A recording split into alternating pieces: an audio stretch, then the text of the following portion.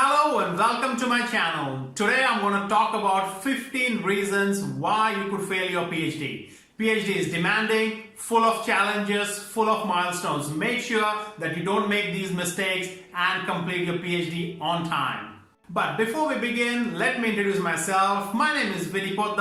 I'm an associate professor and you're listening to a series of talks which I've designed for you to understand your PhD process. So if you're ready, let's begin. The first reason why you may suffer in your PhD is because you have chosen a wrong topic or an old topic that has been researched for quite some time. If you're selecting such a topic, you'll be finding it very difficult to come up with some innovative ideas or to publish those ideas in highly ranked and reputed journals. So try to work on topics that are really new and upcoming, emerging, cutting-edge research areas that will make you that will have multiple benefits, because it will help you to become a well-known researcher in that field, because it's a new area and there is no one out there, so you would be the first.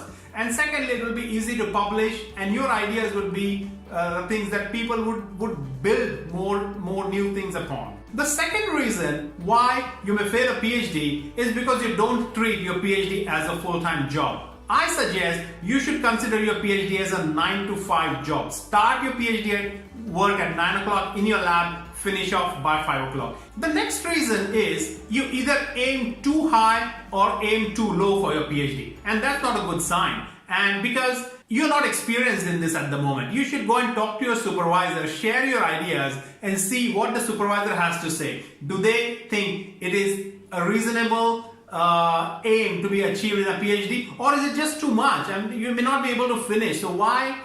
So this is where supervision helps a lot. If you have someone to guide you at the right time to make that decision, it would be very helpful. So always keep in mind, don't aim too high for a PhD, because you're not going to solve the world problem. You're going to solve a small piece in a big puzzle. The next reason why you may fail in your PhD is you're not listening to your supervisor. Keep in mind that the reason why you have a supervisor and a co-supervisor in your PhD program is because you can leverage upon their experience and their knowledge. Let them tell you, or at least guide you, of some of the things that they have learned and they have seen in the past and they want you to avoid. That is the reason to have a supervisor to guide you in that process. I have seen many of my students sometimes not listening to me, and then later they realize that, oh yeah, Vidhi was right, I should have listened to him. So listen to your supervisor and use their experience, use their knowledge to build your PhD faster and a much better PhD.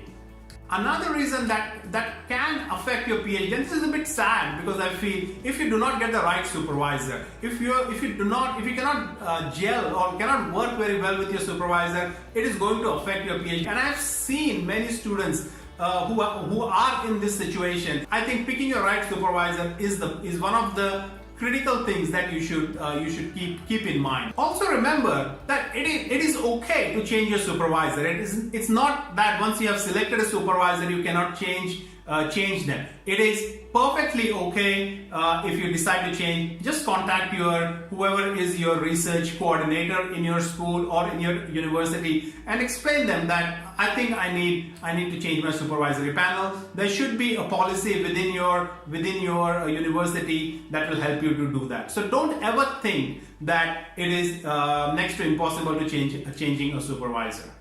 The sixth reason why I think you would fail your PhD is if you're not taking the initiative yourself. You're waiting for somebody else to come and tell you to do this or to do that. You are not self-motivated, not self-driven. Reason number 7. Aiming for perfection. I mean, you can spend your entire life perfecting something and not complete it or not deliver it. But in a PhD, you only have 3 or 4 years. So make sure that even if you are a perfectionist, realize your boundaries and decide and understand that you have to finish it at some time. You can't just spend over and over trying to improve a particular piece of work. There has to be a deadline, a time when you want to submit. So make sure that you do that.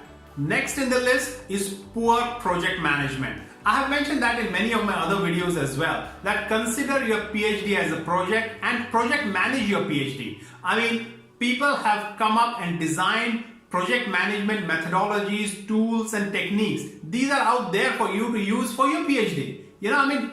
Get those tools, build up a plan for the first year, second year, and the third year. What is it that you're going to achieve? And follow that plan. There is no point having a complete detailed project plan just for the sake of having it and not using it. So what's the point? Next in the list, poor time management. When I said you have to work 9 to 5, you really have to work 9 to 5. Imagine you are being paid a scholarship, and the scholarship is kind of a salary that you're receiving for doing the job, and the job is to do your own PhD. So it's like two benefits you're getting. One is to get your PhD, as well as you're getting paid to do that. So you have to manage your time effectively. Also, many a times I tell my students, when you're doing a PhD, you're actually preparing yourself to get a job at the end of the PhD. So how you utilize your time, what you do with your time, depends upon what will happen in the end.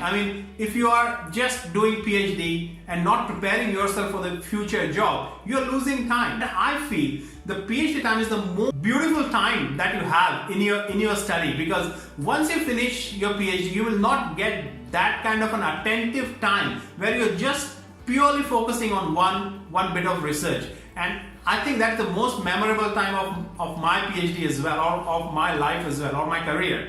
So realize the value of time. These 3 years, you have to use it to the best possible way, achieve the most that you can through this exercise. So make sure that PhD is not just getting a PhD, but it is also the time that you're going to use to prepare for the job after your PhD. Point number 10, not having a plan or not following a plan is also a reason.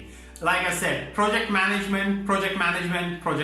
Make sure that you consider your PhD as a project, and in the end you have to deliver on that project. One thing that really affects a lot of PhD students, and I have seen this personally, is you kind of start to lose motivation when in your PhD process, and that is the most difficult time. And I think as a supervisor, it is the supervisor's duty of care to make sure that if he or she sees their student losing motivation, they come in, intervene, and make sure that they bring them back to that motivated state and passionate state, so that they can continue with their PhD. Alright, the next reason is not publishing at all during your PhD. If you're listening to my video right now, and if you haven't published, the one thing that I would want you to do is to publish at least one paper this year or in the next 6 months. Remember, writing and consistently writing and publishing your research is very important for your PhD.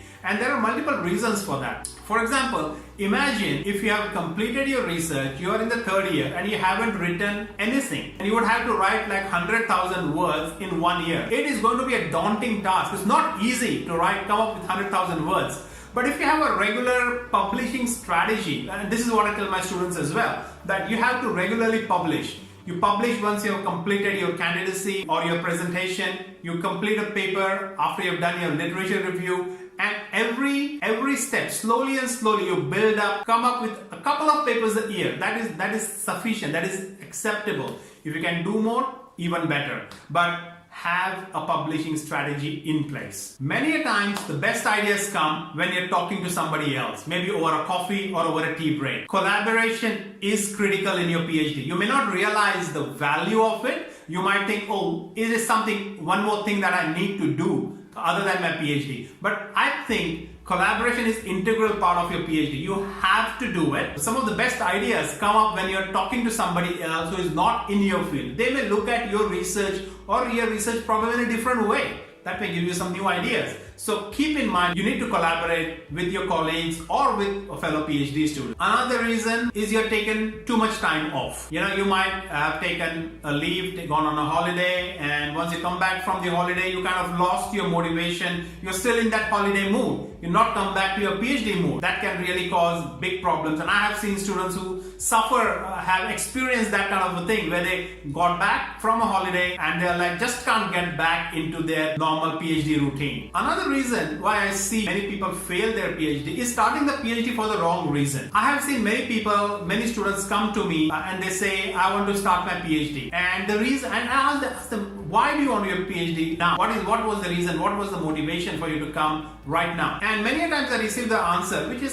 somewhat shocking, is I have lost my job. I have nothing else to do. I thought I might do a PhD. That's one of the worst reasons to start PhD, because I've seen students like this, and once they've got a job, they leave. They struggle completing their PhD, and it's just too sad to see them in such a situation. Finally, the last reason is if you can't handle stress. And I've made a complete video on how to handle stress. So make sure that you check that out, because throughout your PhD, throughout those 3 to 4 years, you will experience a lot of stress. But if you follow the tips and tricks that I have mentioned in my video on stress management, you may have one of your most enjoyable PhDs. Okay, so these were my reasons why I think you may fail your PhD. So if you want to be successful and complete your PhD on time, do a self-assessment and see how many of these items you are currently experiencing. Thank you very much for watching this video. I really appreciate it.